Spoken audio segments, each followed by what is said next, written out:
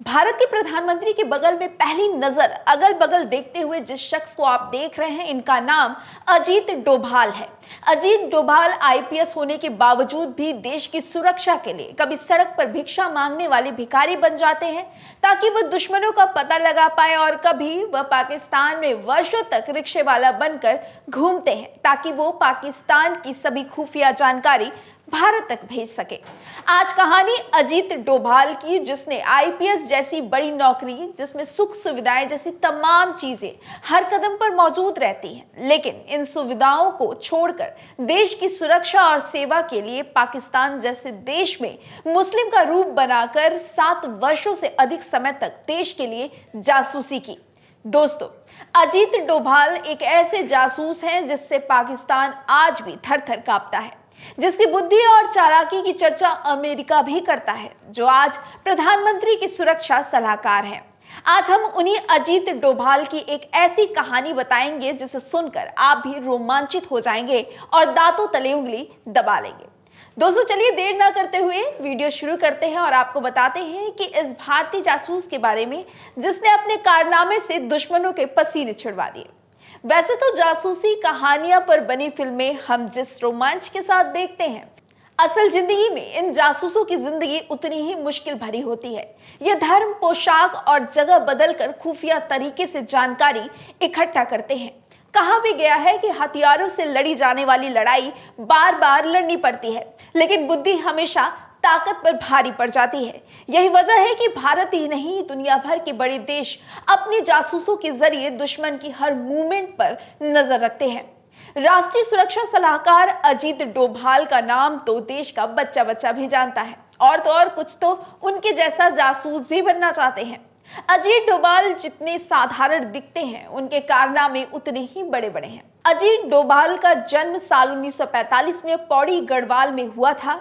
अजीत के पिता सेना में अधिकारी थे। बचपन से ही अजीत का ध्यान पढ़ाई लिखाई में ज्यादा लगता था। उन्होंने अपनी प्रारंभिक शिक्षा अजमेर के मिलिट्री स्कूल से पूरी की थी। स्कूल के दिनों से ही उनमें सेना के अनुशासन की समझ आ ही चुकी थी।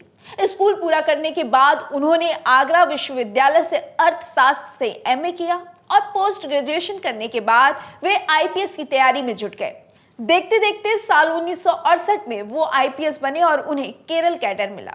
इन 37 सालों के सर्विस में अजीत डोभाल 7 साल पुलिस विभाग में रहे और बाकी आईबी रॉ में रहते हुए कई ऑपरेशन को सफलतापूर्वक पूरा किया। दरअसल आईबी रॉ में जुड़ने के पीछे भी अजीत डोभाल की कई किस्से कहानी जुड़े हैं। बता दें कि आईपीएस बनने के बाद अजीत की पहली पोस्टिंग बतौर एसएसपी केरला में हुई थी। संजोग से जब उनकी पोस्टिंग केरला में हुई, तभी वहां एक भयंकर घटना घटी जो कि हिंदू मुस्लिम के बीच में थी। दरअसल 28 दिसंबर 1971 में थलासरी गांव में 2 समुदायों के बीच यानी हिंदू मुस्लिम में विवाद हुआ, जिसके बाद से अजीत को यहां पर भेजा गया। अजीत ने बड़े ही सूझबूझ से दोनों कम्युनिटी को समझाया और गर्म माहौल को बहुत ही शांत कर दिया। ऐसे में जो काम 2 स्टेट की पुलिस नहीं कर पाई, वो काम अजीत डोभाल ने अकेले ही करके दिखाया। अजीत के इस पराक्रम की चर्चा केरल के साथ साथ पूरी दिल्ली में होनी शुरू हो गई। ऐसे में इनके हुनर की चर्चा दिल्ली में बैठे इंटेलिजेंस के पास पहुंची, जिसके बाद अजीत डोभाल को सेंट्रल इंटेलिजेंस एजेंसी यानी आईबी ने उन्हें अपने पास बुला लिया। ऐसे में बहुत कम उम्र में ही अजीत डोभाल भारत की खुफिया एजेंसी में साल 1972 में आईबी ज्वाइन कर लिए। आईबी में उन्होंने कई सीक्रेट ऑपरेशन को अंजाम दिया, जिसमें उनके जीवन का सबसे बड़ा जासूसी का किस्सा पाकिस्तान से जुड़ा हुआ है। डोभाल 1972 में जासूस बनकर पाकिस्तान गए। उन्होंने वहां 7 साल गुजारे और कई सीक्रेट जानकारियां भारत को भेजी। वो पाकिस्तान में मुस्लिम बनकर रहे और उर्दू भाषा में महारत भी हासिल की। उन्होंने पाकिस्तान के कई ऐसे खुफिया राज पता किए, इसीलिए आज भी पाकिस्तान उनके नाम से घबराता है।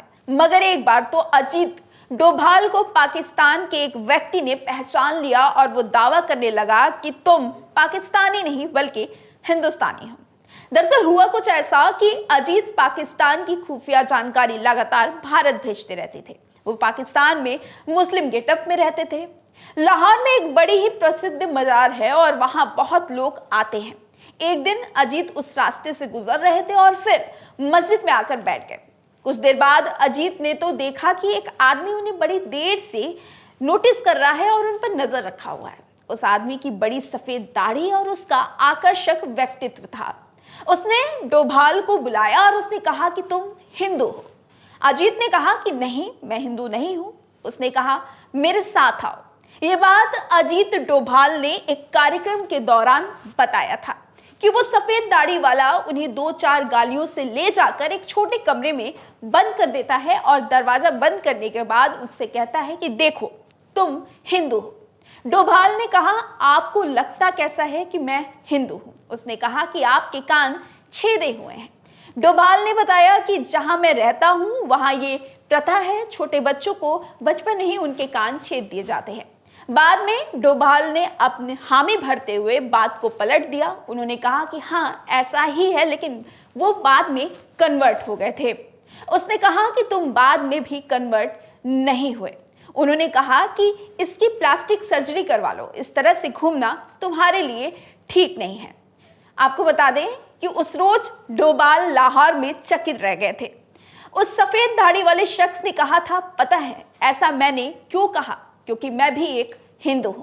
उसने कहा मेरे सारे परिवार को इन लोगों ने मार दिया था। मैं यहाँ पर किसी तरह से अपने दिन काट रहा हूँ। मुझे बहुत खुशी होती है जब आप लोगों को देखता हूँ। मैंने भी अपनी वेशभूषा बदली हुई है। उसने कमरे के कोने में एक अलमारी खोली और उसमें शिव जी और दुर्गा जी की तस्वीर थी। उसने कहा कि मैं पूजा करता हूं, लेकिन बाहर मस्जिद में जाता हूं।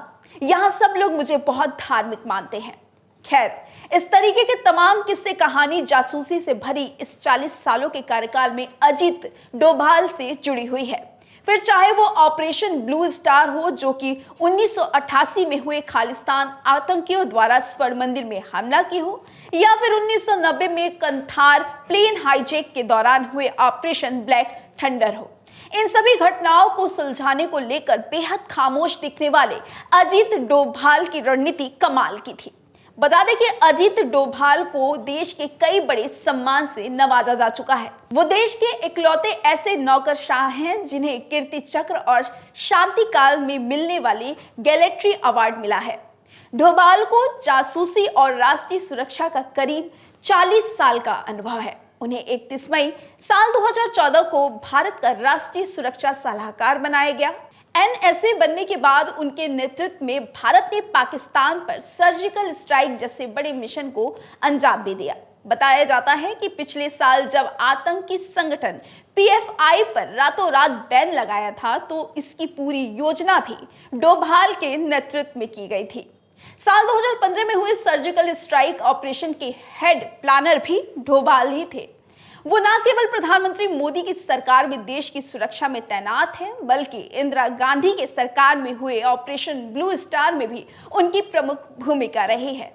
तो ये थी अजीत डोभाल की कुछ अनसुनी, कुछ अनकही कहानी। उनके बारे में हमने आपको बताया है। क्या आप इससे पहले भी अजीत डोभाल के बारे में जानते हैं? अगर हाँ, तो कमेंट करके मुझे जरूर बताइएगा। मेरा नाम शिखा है और आप मीडिया लैंड नेटवर्क देख रहे थे। अपना ख्याल रखिएगा। बहुत बहुत धन्यवाद।